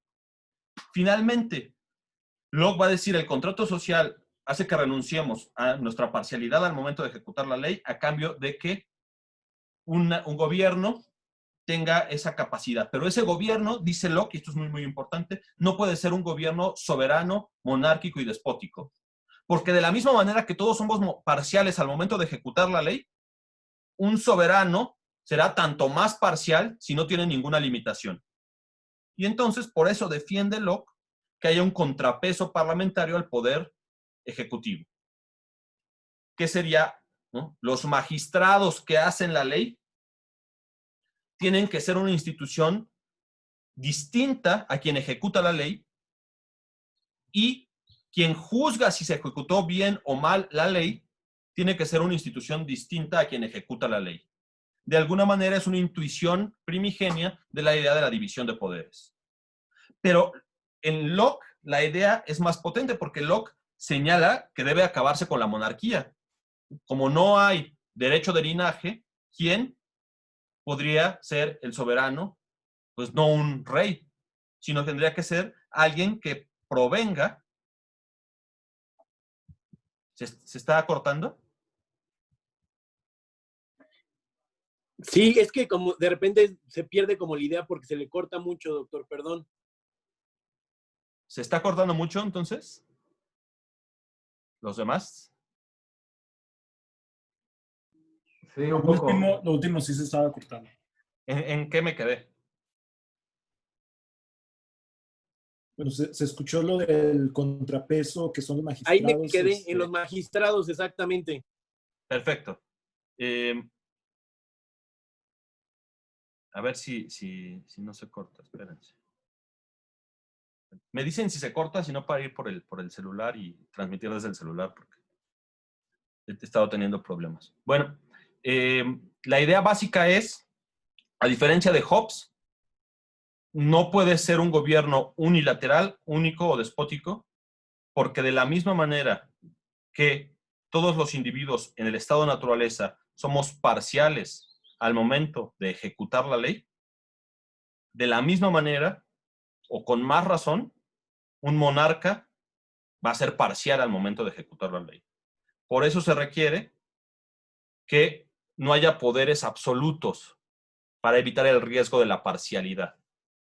Y Locke defiende, evidentemente, una institución como el Parlamento, que es un contrapeso al monarca, y defiende la idea de que el Parlamento, que proviene de una selección de entre los propietarios, que el Parlamento sea quien haga las leyes y quien juzgue si el Ejecutivo cumple o no con esas leyes, sea una institución distinta, que sería el poder que hoy llamaríamos judicial. Hay una especie de mecanismo de contrapesos entre poderes. Pero les decía, Locke defiende ya no una monarquía, sino una república. Porque el argumento fuerte de Locke, como recordarán, es que si no existe el derecho de linaje, nada garantiza o nada justifica que el gobernante sea alguien que obtiene el poder por herencia. Más bien, el gobernante tiene que ser resultado de una elección o de una forma de decisión producto del Parlamento. Entonces, Locke va a defender una república parlamentaria. Desde luego que esto era totalmente revolucionario para su época en Inglaterra. Y por eso Locke tuvo que escapar de Inglaterra y por eso Locke solo publicó el segundo tratado sobre el ensayo sobre el gobierno civil hasta después de la Revolución Gloriosa. Bueno, una última cosa sobre Locke, que es mucho más complejo que esto, pero hay un capítulo muy importante en el segundo ensayo sobre el gobierno civil, que es el capítulo 5, que es el capítulo de la propiedad. En el capítulo 5, Locke defiende cuál es el fundamento de la propiedad. El fundamento de la propiedad para Locke es el trabajo. Hay quienes dicen, pero esto está mal, que en realidad Locke se adelantó a Marx con la teoría del valor trabajo. No tiene sentido eso. O sea, es otra cosa lo que están diciendo los dos. Pero Locke dice que el fundamento de la propiedad es el trabajo y que, por tanto, uno tiene derecho a apropiarse de todo aquello que sea resultado de su trabajo. Locke, sin embargo, señala en ese capítulo que hay dos límites a la propiedad. El primer límite es que, en tanto que todos somos dueños por igual de la tierra, todos tenemos derecho a apropiarnos de aquello que trabajemos, siempre y cuando eso no impida que otros tengan derecho a una porción de la tierra. Entonces, la primera restricción a nuestro derecho de propiedad es la restricción del derecho de los demás también a gozar de una propiedad que es una propiedad común. Aquí es muy, muy interesante porque, contrario a lo que se puede creer, Locke comienza señalando la propiedad común de la tierra. O sea, se suele considerar que Locke es el defensor de la propiedad privada, y sí lo es, pero su argumento comienza señalando que, en principio, antes del surgimiento de cualquier gobierno civil, la propiedad de la tierra es común a todo el género humano, porque Dios nos las dio a todos por igual. Entonces, si la propiedad es común a todo el género humano, ¿cómo sabemos que alguien puede decir esto es mío? Y la idea de Locke es, alguien puede decir que esto es mío porque ha trabajado esa tierra. Entonces, el ser humano es dueño de lo que trabaja, dice Locke. El primer límite a eso es que no pueda dejar sin tierra a los demás, porque todos tienen el mismo derecho que yo a la tierra. Y el segundo límite, muy interesante, es el límite del spoiled. Solo tengo derecho a apropiarme de aquello que yo pueda utilizar sin que se eche a perder.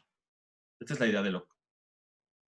Entonces, si yo acumulo 1000 manzanas y no me las voy a comer, pues en realidad estoy transgrediendo las leyes naturales, porque según Locke, la naturaleza da a los hombres cosas para que a través del trabajo sean explotadas, en sentido estricto, explotadas,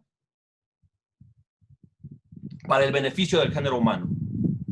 Y si yo acumulo cosas, por ejemplo manzanas, dejando que se echen a perder, le estoy quitando a otro la posibilidad de obtener beneficio de eso que Dios nos dio, que es la tierra.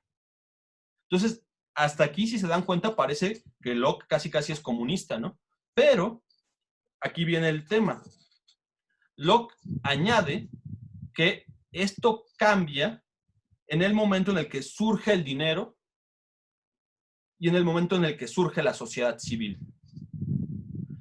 Locke hace una pequeña historia del surgimiento del dinero y se dice que en algún momento los seres humanos se dan cuenta que hay intercambios que se pueden hacer mejor mediante el dinero. Esto es importante porque de hecho Locke es, ¿no?, parte de una concepción mercantilista donde el dinero tiene un lugar importante. Entonces, el dinero permite algo que es... De hecho, Locke es parte de qué, perdón. De una posición Doctor, perdón, me interrumpa, es que se me cortó. ¿Locke es parte de qué? De una posición mercantilista, donde, no me voy a meter mucho en esto, pero el dinero ocupa un lugar importante. Bueno, está mal enunciado así, pero no importa. O sea, no es que existiera el mercantilismo y Locke se dijera mercantilista, ¿no? Pero, bueno. Entonces, Locke va a señalar que en cuanto surge el dinero, las personas pueden apropiarse de dinero que no se echa a perder. O sea, el dinero tiene la gran ventaja de que se puede acumular. Y cuando surge el dinero, surge la acumulación. Locke va a considerar esto positivo. Gracias a la acumulación de dinero, dice Locke, se puede crear la industria y gracias a la industria se puede crear, por ejemplo, los barcos que permiten la exploración marítima. Esto es un tema central para Locke. Y gracias, porque como ustedes recuerdan, Inglaterra es una isla que tiene salida al mar y su relación con el Atlántico le permite tener un vínculo comercial, bueno, o colonial más bien, con América. Y también va a ser parte importante ahí del círculo de comercio de esclavos y otras cosas. Pero, y lo que está hablando en el siglo XVII, que es inmediatamente posterior a el descubrimiento, entre comillas, de América, y es un momento en el cual hay una lucha permanente entre los estados europeos por apropiarse de los territorios de América. Bueno, Locke considera que la acumulación de dinero permite el desarrollo de la industria, permite el desarrollo marítimo, y el desarrollo marítimo permite el descubrimiento del mundo. Entonces, una muestra de progreso es el surgimiento del dinero. Y cuando surge el dinero, también, digamos, es concomitante o paralelo al surgimiento de los gobiernos civiles. Es decir, a la salida del estado natural.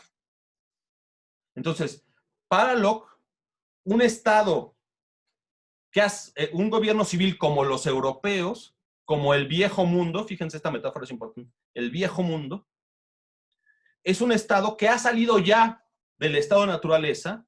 En Locke, el estado de naturaleza sí tiene temporalidad, pero también tiene geografía, ahorita me detengo en eso, que ha salido ya del estado de naturaleza y que ha logrado establecer un gobierno civil en el que hay comercio y en el que hay circulación de la riqueza y en el que hay progreso. Cuando se funda el gobierno civil, dice Locke, lo que ocurre es que las tierras comienzan a escasear. Y cuando son escasas las tierras, la apropiación de la tierra ya no depende del trabajo, sino depende de las leyes civiles. Entonces, en los estados europeos, la propiedad se regula jurídicamente. Esto está en el capítulo 27 del segundo tratado sobre el gobierno civil, al que casi nadie llega, todos se quedan con el capítulo 5. O sea, en gobiernos civiles, la propiedad se regula a través del derecho. Por eso, para Locke, ¿no?, es importante que en los gobiernos civiles haya leyes de propiedad para evitar, por ejemplo, que los extranjeros usufructen las tierras de Inglaterra, por ejemplo. Pero, fíjense, si lo que caracteriza a los gobiernos que han progresado, a los gobiernos civiles, es que tienen dinero, que tienen comercio que tienen industria y progreso, lo que caracteriza a un Estado, o más bien a un tipo de organización que sigue en estado de naturaleza, es la carencia de dinero, la carencia de leyes civiles y la carencia de comercio. Locke, no solo Locke, sino muchos, Harrington entre ellos, Bacon incluso, imaginaban a América como un terreno que era el pasado de la sociedad europea, el nuevo mundo. De hecho, hay una constante referencia, por ejemplo, la utopía de Moro, etcétera, de que los americanos son más jóvenes. O sea, son personas que han surgido 1000 años después. La diferencia entre los europeos, el viejo mundo y el nuevo mundo, para Locke, no es que los indígenas nativos de América del Norte no sean racionales, porque como les acabo de decir, Locke piensa que todas las personas tienen razón. Locke, que es un empirista en términos epistemológicos, piensa que el conocimiento se acumula a través de la experiencia. Entonces, lo que ha ocurrido es que con los años, Europa tiene más experiencia y más conocimiento. El conocimiento les ha permitido salir del estado de naturaleza, crear un gobierno civil, generar dinero, tener comercio y progresar. En cambio, piensan que América del Norte, y en general América, es un país de jóvenes sin experiencia. Esto suena así como, bueno, jóvenes, o sea, son la infancia del hombre, dice literalmente. Son la infancia de los seres humanos. Y además, en América del Norte, esto es importantísimo, lo que hay son vacant place, le llama, tierras vacantes, lugares vacantes. Los territorios de América del Norte son territorios abundantes, ya no son escasos como en Europa. Y por tanto, los ingleses que llegan a América del Norte pueden apropiarse de esos espacios, porque ¿cuál es el fundamento de la propiedad? No el derecho del primer ocupante. Si la propiedad se fundara en el derecho del primer ocupante, tendrían derecho sobre esos terrenos los primeros que llegaron, los nativos americanos. Pero como Locke ha defendido en el capítulo 5 de la propiedad que el fundamento de la propiedad es el trabajo, y considera que las tierras abundantes de América son tierras vacías, sin trabajar, esto es bien interesante. O sea, considera que esto es una parte como de la ideología anglosajona, ¿no? Piensa que en América lo que hay son nativos que como tienen todo a su alcance no trabajan las tierras y por eso no han desarrollado progreso. Tierras ociosas, ¿no? ¿Mande? Tierras ociosas. O tierras ociosas, exactamente, ¿no?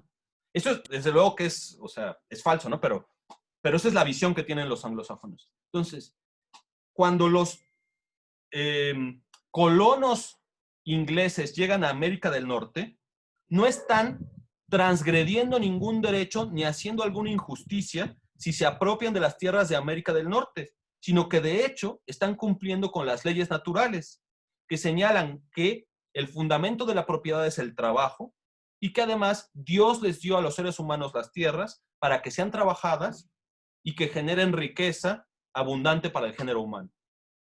Entonces, el segundo ensayo sobre el gobierno civil es al mismo tiempo una reivindicación de un gobierno liberal, republicano y parlamentario en Inglaterra, en Europa, pero también una justificación de la apropiación de las tierras de América del Norte en el tema colonial, que es fundamental en el siglo XVII inglés. Una última cosa, también eso le sirve a Locke, eso si les interesa, hay un librito de Mathieu Renaud que se llama Locke y la colonización. Ese librito está en francés, pero yo lo traduje un capítulo en Logos. Mathieu Renaud fue mi profesor en París 8, en Logos, que se llama De la propiedad en Locke. Colonialismo y propiedad en el segundo tratado sobre el gobierno civil. Lo encuentran en Logos. Bueno, hay un elemento importantísimo, un último elemento ahí, que es que Locke también está intentando diferenciar la apropiación colonial de los ingleses respecto a la conquista de los españoles, que es parte de lo que se llama leyenda negra. Locke está diciendo que los ingleses se apropian de América del Norte es legítimo, porque no lo están haciendo, entre comillas, mediante la coacción, sino que lo que están haciendo es siguiendo las leyes naturales a través del trabajo, la industriosidad y el progreso. Mientras que los españoles han conquistado América mediante el argumento de la fe. Entonces, son dos formas distintas de apropiación, una legítima, la de los ingleses, una ilegítima, la de los españoles. Esto es interesante, ¿no? Es como el lado B de Locke. Defensor del liberalismo en Europa, defensor del colonialismo en América del Norte. Eso a mí me parece muy, muy interesante. Bueno, rapidísimo, voy con Rousseau. Yo creo que no me va a dar tiempo de terminar Rousseau hoy, o sea que empiezo y la próxima clase termino Rousseau y empezamos con Kant. Bueno,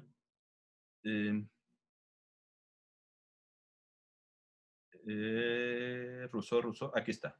Va. ¿Puedo hacer una pregunta o hasta Sí, adelante, de una vez. ¿Propiedad y apropiación, hay distinción en Locke? Sí, es una pregunta súper pertinente. Propiedad es el derecho. Y apropiación es la actividad por la cual uno obtiene esa tierra. ¿Por qué es importante la pregunta que haces? Porque justo la pregunta que se hace Locke es no tanto quién tiene el derecho natural de propiedad, porque nadie lo tiene, o más bien lo tenemos todos, sino una vez que asumimos que todos naturalmente tenemos el derecho de propiedad, el problema es cómo alguien puede arrogarse el derecho específico de apropiación de una parte de esa tierra que es común a todos. Y lo que dice Locke es a través del trabajo. ¿Sí? Entonces, claro, pero eso solo es en el estado de naturaleza. Que en Locke el estado de naturaleza es básicamente el estado de los nativos americanos. Es en lo que está pensando. Mientras que en Europa, como ya se ha desarrollado la civilización, el trabajo ha explotado las tierras, ha hecho que éstas escaseen, que ya no sean tan fértiles, y por tanto en Europa las tierras sí tienen que estar reguladas públicamente, estatalmente. Esto es importante para Locke porque si hay estados en Europa, ellos tienen el derecho a decir qué tierras les corresponden, a qué personas o a qué clases sociales sobre todo, para evitar que algún extranjero se arrogue como propias las tierras inglesas. O sea, si en Europa el criterio de la apropiación también valiera, entonces podría llegar un francés y decir, esta tierra es mía en Inglaterra. Y desde luego que Locke no quiere defender eso, ¿no? Entonces, para Locke, en los países europeos, la propiedad se regula jurídicamente porque ya hay gobiernos civiles. Mientras que en América del Norte no es así, porque todavía no tienen un gobierno civil, todavía no tienen comunidad política. Esto les digo que es súper interesante en Locke. También quien trabaja esto es Dussel en su política de la liberación. Tiene un capítulo específico sobre Locke que retoma esto. Bueno, ahora sí me voy súper rápido a Rousseau.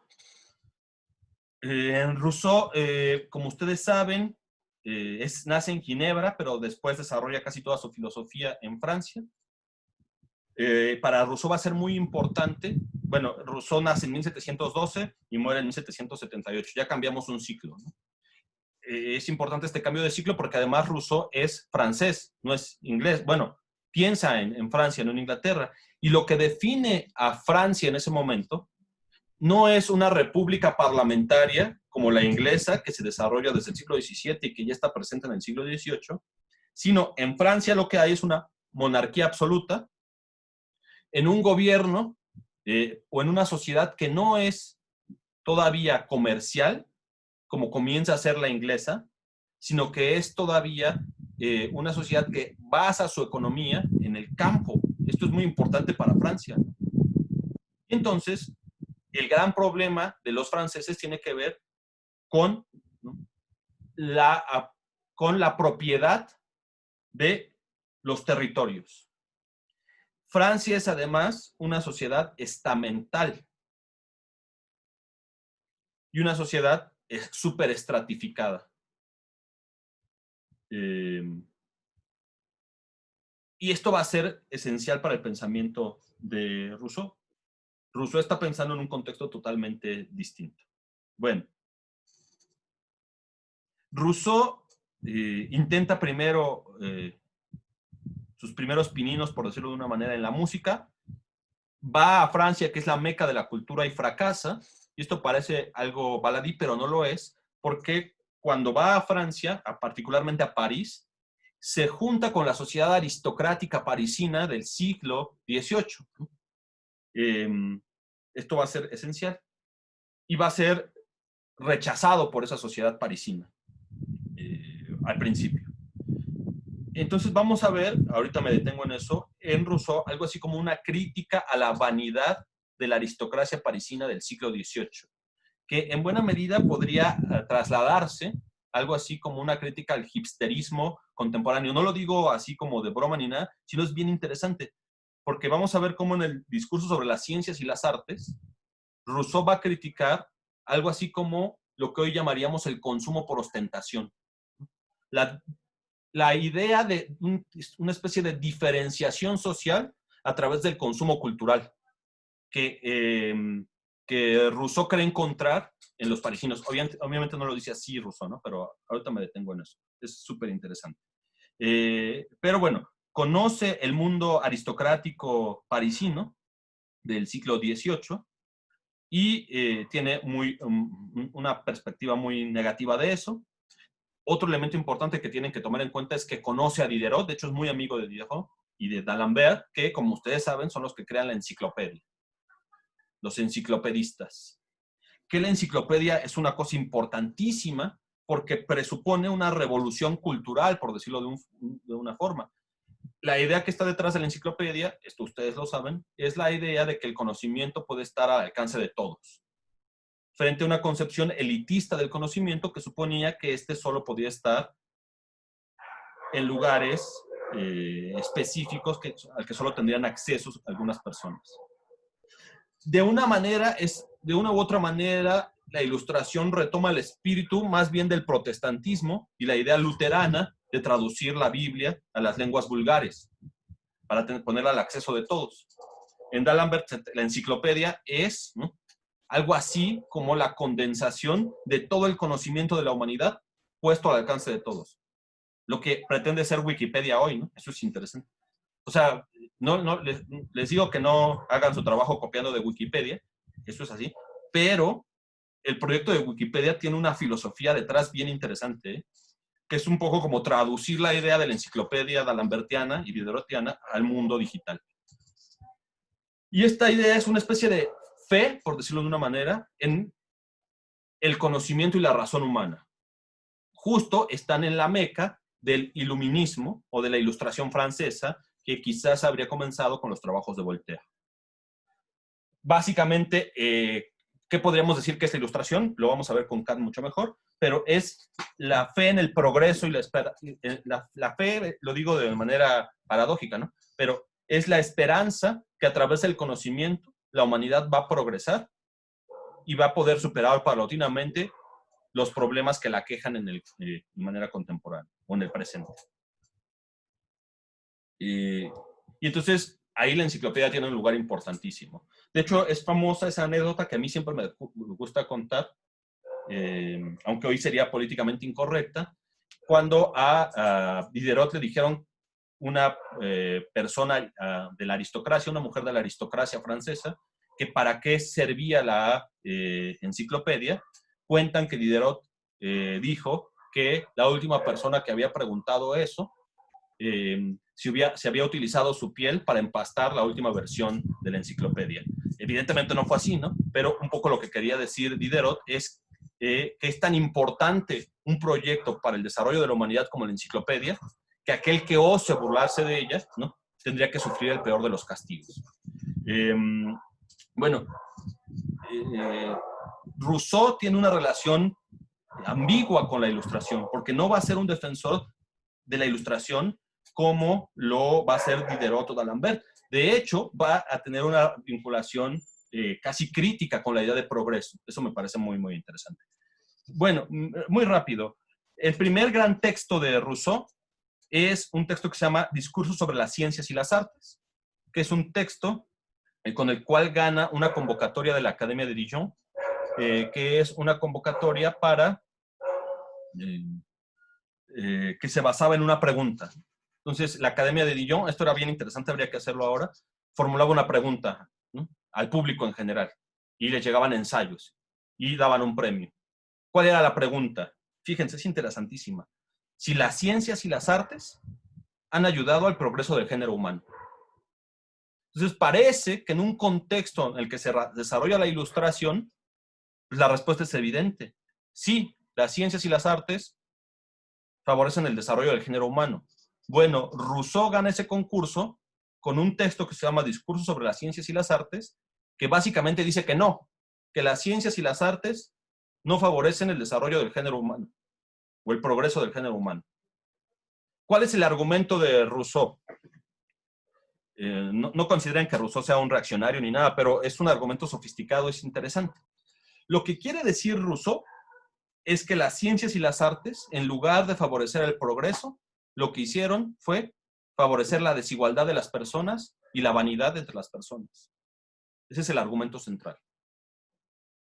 ¿Por qué hace este argumento? Bueno, acá Rousseau está dialogando con dos perspectivas de su época, que eran las dominantes. Por un lado estaría la perspectiva que podríamos llamar de la Ilustración ingenua, la idea de que basta con que poco a poco desarrollemos las ciencias para que todos los seres humanos nos hagamos libres. Esta es la idea de un iluminismo ingenuo. Y por otra parte está la perspectiva reaccionaria o conservadora de su época. Esto es una perspectiva bien interesante porque va a reaparecer después de la Revolución Francesa, que va a señalar que la propagación del conocimiento a todo el género humano, más que favorecer a la humanidad, la perjudica porque acaba con el orden natural de las cosas. Esta es la posición típicamente conservadora, ¿no? Entonces, los conservadores señalan, yo sé que está muy en boga decir conservadores, pero específicamente los conservadores franceses señalan que habría que conservar el orden jerárquico en el que Dios estableció la organización social y que por tanto querer artificialmente que todas las personas ostenten el mismo conocimiento, lo que va a generar es caos. Entonces, una perspectiva en contra del progreso. Desde luego que esta perspectiva no necesariamente es anticientífica, porque estos autores pueden decir, está bien que se desarrolle el progreso, que se desarrollen las ciencias, pero si artificialmente intentamos que las ciencias lleguen a personas que no están preparadas para ello, lo que va a suceder es caos. Esta es la idea conservadora, ¿no? Y habría que esperar, esta va a ser la idea de los historiadores conservadores también, habría que esperar que paulatinamente se fueran fraguando los conocimientos para que en un futuro lejano ya todos puedan acceder al conocimiento. Entonces, lo que están haciendo los ilustrados, los enciclopedistas, es impidiendo ese orden natural de las cosas al tratar de forzar que el conocimiento llegue a los que ahora no están capacitados para tenerlo. Bueno, esto es un argumento típicamente conservador, ¿no? O sea, este argumento también se puede utilizar con otras perspectivas en la actualidad. Y el argumento, les digo, del iluminismo ingenuo es que pues basta que le pongamos la ciencia al alcance de todos para que mejore la humanidad. Rousseau se quiere distinguir de estas dos perspectivas y lo que quiere decir en el fondo es algo bien interesante, que no necesariamente el desarrollo de las ciencias y las artes genera progreso porque no es lo mismo el desarrollo técnico-científico, lo podemos decir casi de manera heideggeriana, no es lo mismo el desarrollo técnico-científico que el desarrollo moral del género humano. Esto me parece bien, bien interesante en Rousseau. O sea, lo que está tratando de decir Rousseau es, por sí mismas, las ciencias y las artes no nos llevan a un mejor mundo, porque no es lo mismo el desarrollo técnico-científico que una mejor forma de organización moral y social del género humano. Esto es interesante, ¿no? Claro que Rousseau lo hace a partir de un argumento un poco más complejo, y les digo que lo que señala es básicamente lo siguiente. En el principio, aquí ya aparece, alguien me preguntó la otra vez, creo que tú, César, ¿no? Sobre el buen salvaje, ¿no? O la idea del estado de naturaleza como salvaje. Aquí sí es en Rousseau. Rousseau señala, para dar cuenta de este argumento, Rousseau señala que en el principio los seres humanos vivían en estado de naturaleza. En ese estado de naturaleza los seres humanos no conocían las ciencias y las artes. Y básicamente lo que los movía en ese estado de naturaleza era la necesidad de autoconservación. Entonces los seres humanos se mueven por un deseo de satisfacer sus necesidades. Y otra cosa que movilizaba a los seres humanos en estado de naturaleza, esto es importantísimo, una especie de compasión por los otros. Rousseau considera que naturalmente, cuando los hombres en estado de naturaleza veían que alguien más sufría, pues no lo disfrutaban, sino que intentaban ayudarlo. Esa era una especie como de instinto natural. En ese estado natural, los seres humanos vivían en relativa armonía. Es como el mito del buen salvaje, ¿no? Y poco a poco, conforme fueron evolucionando las sociedades, del paleolítico al neolítico, bueno, no utiliza evidentemente estos conceptos, pero conforme fueron evolucionando las sociedades, lo que ocurre es que poco a poco, con el surgimiento del lenguaje, dice Rousseau, los seres humanos comienzan a especializarse en cosas. Entonces, de repente, nos damos cuenta que hay alguien que es más hábil para hacer cierta cosa, cierta arte, que está vinculado más bien a la idea de técnica, y las artes, y después el conocimiento de las ciencias, lo que van haciendo es diferenciar a los seres humanos.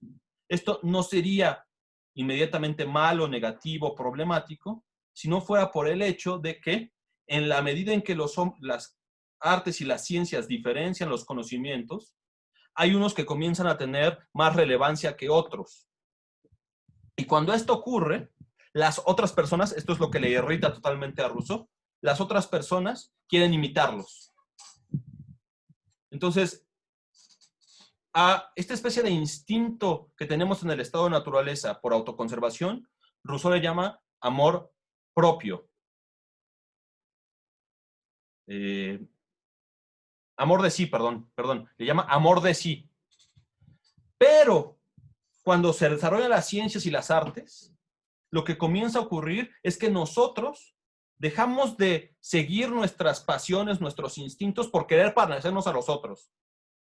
Y entonces nos mueve ya no el amor de sí, sino lo que llama Rousseau el amour propre, el amor propio, la vanidad.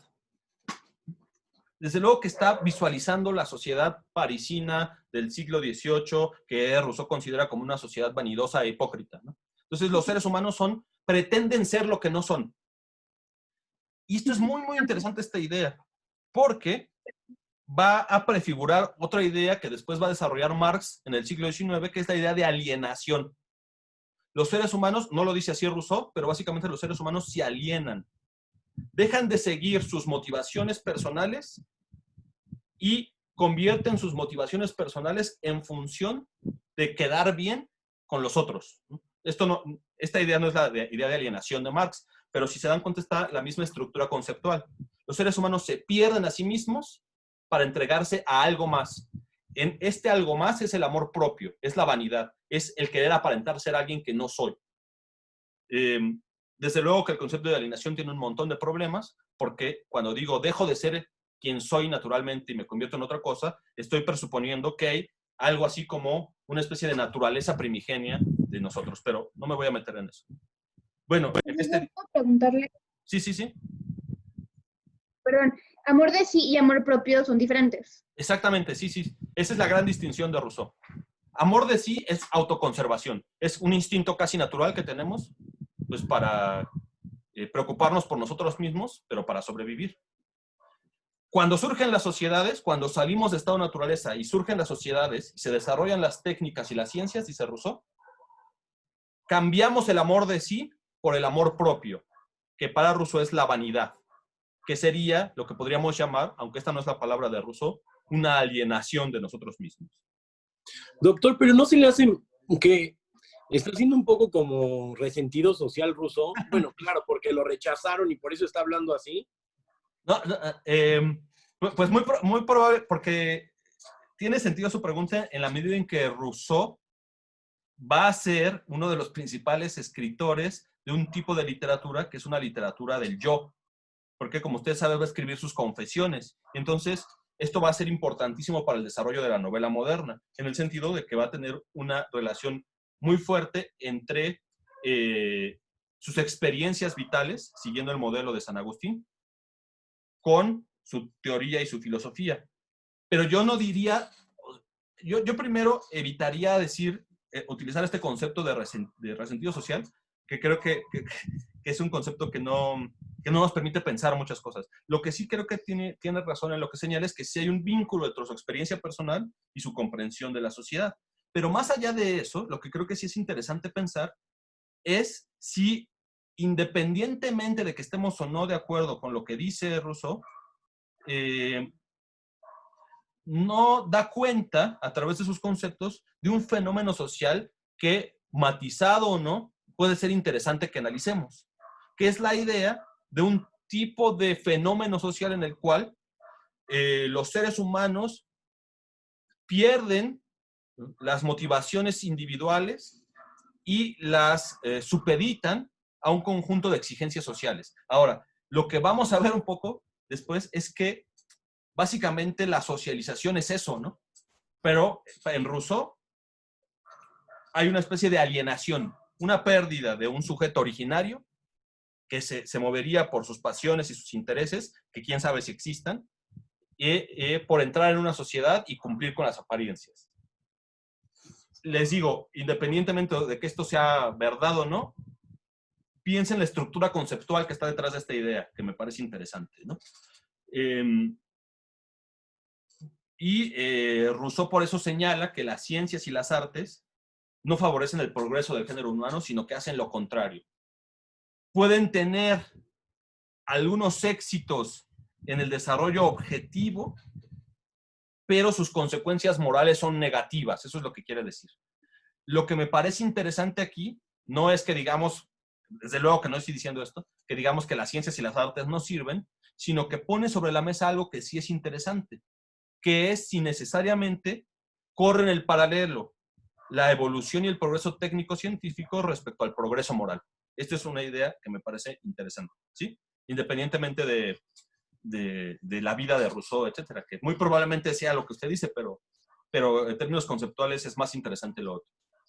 Bueno, digo algo muy rápido para terminar con este preámbulo de Rousseau y terminar la próxima vez con él. El segundo gran texto de Rousseau, a Carlos, que le interesan los temas de distribución, yo se lo recomiendo mucho porque muchas de las intuiciones que están detrás de algunos de los debates en Rawls, en Dworkin, incluso en este texto que acaba de sacar Milanovic, acaba de sacar hace 2 años, sobre desigualdad, que empieza definiendo los debates respecto a desigualdad y distribución. Hay argumentos prefigurados en el discurso sobre la desigualdad de Rousseau bien interesantes, desde luego que en otro contexto. En el discurso sobre la desigualdad es el segundo gran texto de Rousseau.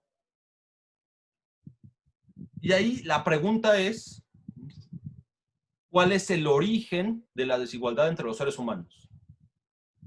Una pregunta tanto más pertinente por lo que les decía hace un momento. La estratificación social en Francia implica enormes desigualdades. Como ustedes saben, por ejemplo, los campesinos están obligados a pagar el diezmo a la iglesia o a los reyes, y la córbea, que es una institución propiamente medieval, que implica que algunas jornadas de trabajo se la dediquen al señor feudal. Entonces, hay una evidencia de enormes desigualdades, pero además, la diferencia, esto es interesantísimo en términos contemporáneos, pero la diferencia de propiedad es inmensa. O sea, hay muy pocas personas que poseen enormes territorios. Entonces, la desigualdad se hace presente en la Francia del siglo XVIII a través de la propiedad de tierras. Y esto es central para Rousseau, ahorita lo vamos a ver por qué. En ese discurso sobre la desigualdad, Rousseau ocupa la misma estrategia conceptual. Ocupa, esto es muy del norte, ¿no? Utiliza la misma estrategia conceptual, que es la estrategia de partir de un estado de naturaleza hipotético, aunque no en los mismos términos que Hobbes. Vimos que en Hobbes tiene una especie de metodología científica. En Locke, el estado de naturaleza básicamente es una especie de infancia del mundo. Y en Rousseau, ¿no?, el estado de naturaleza casi es una especie de prefiguración, esto lo va a decir Lévi-Strauss, de hecho, de la antropología. O sea, Rousseau piensa el estado de naturaleza como un pasado que básicamente pudo haber tenido lugar. Y Rousseau considera que en el estado de naturaleza los hombres eran iguales y que la desigualdad surge después de que se instaura la sociedad. Pero ¿cuál es el argumento fuerte? Porque no es para nada baladí lo que va a decir Rousseau. Lo primero que van a encontrar en el texto es algo muy interesante, que es que distingue entre desigualdad natural y desigualdad social, y apunta a la idea, que parece hoy, les digo, banal, pero no lo era en su momento, de que una cosa son las desigualdades naturales, las desigualdades físicas, las desigualdades de que unos somos altos, otros somos más fuertes, más bien, otros son más fuertes, otros somos más débiles, etc. Esas son desigualdades naturales. Pero hay otro tipo de desigualdades que no provienen de la naturaleza y que provienen de la sociedad. Y en tanto que provienen de la sociedad, en realidad pueden ser transformadas. Así comienza el texto. Esto, les digo, parece banal, pero no lo es, porque justo está refutando la idea que existía en la Francia del siglo XVIII, según la cual las desigualdades que se hacían presentes en una sociedad estratificada eran naturales, no construidas socialmente. Bueno, Rousseau señala básicamente que en ese estado de naturaleza los seres humanos viven en igualdad, son no buenos, porque no utiliza esa palabra, pero que tienen una especie de compasión por los otros. Y en la medida en la cual se desarrolla la diferenciación social del trabajo, que surge, que pasamos casi de cazadores-recolectores a la agricultura, después a la herrería, que para Rousseau es muy importante, se van distinguiendo los trabajos y llega un punto en el cual los seres humanos se enfrentan a ciertos conflictos sociales y en esa situación de conflictividad, dice Rousseau, va a ocurrir algo que es fundamental en su texto. La desigualdad social comenzó, dice Rousseau, cuando alguien dijo, esto es mío, y encontró a alguien lo suficientemente estúpido para creérselo. Así dice literalmente en el texto. En realidad, la idea en francés es bête, ¿no? Alguien lo suficientemente bestia para creérselo. Es decir, la desigualdad surge, según Rousseau, con la propiedad. La propiedad privada, que en Locke era condición de posibilidad de la libertad, en Rousseau aparece en este momento como condición de posibilidad de la desigualdad social. Esto, desde luego, que tiene que ser contextualizado, les decía, en una Francia donde las desigualdades sociales están marcadas sobre todo como desigualdades de propiedad. Entonces, Rousseau en esa narrativa señala que el origen de la desigualdad es la propiedad. Y que a partir de la desigualdad, de que unos se apropiaron de cosas y los otros no, comenzó la desigualdad social. Y con la desigualdad social comenzaron los conflictos permanentes. Los conflictos permanentes llevaron a que los más fuertes se impusieran sobre los más débiles, y entonces surgió así el Estado civil. El Estado surge como una especie de respuesta a la violencia, producto importantísimo de la desigualdad social. La desigualdad social genera violencia. Esa violencia, para resolverla, surge un Estado que impone su fuerza sobre los otros. Ese Estado, dice Rousseau, sin embargo, es un estado de esclavitud.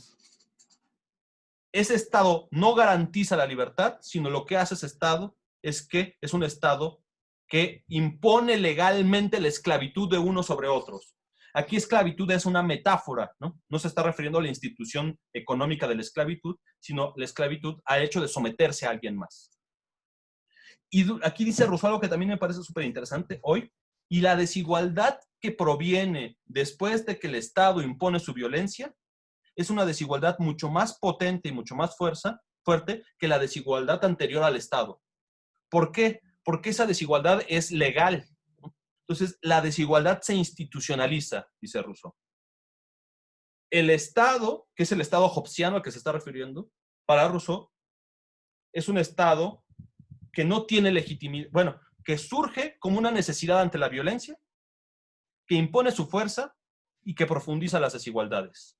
Y termina ese texto, el discurso sobre la desigualdad de los hombres, el discurso sobre el origen de la desigualdad, diciendo algo muy bonito Rousseau, que es, pero si los hombres fuimos sometidos a la esclavitud de este poder ilegítimo, también tenemos la posibilidad de cambiar ese poder y crear, ¿no?, una forma de asociación que no nos esclavice, sino que nos libere. Así termina el discurso sobre la desigualdad entre los hombres. Y la forma de asociación que no está basada en la esclavitud y el sometimiento, que sería la forma de organización hobbesiana, sino en la emancipación y la libertad de los hombres, la propone Rousseau en el contrato social. No me da tiempo ahorita de meterme al contrato social porque ya nos pasaríamos.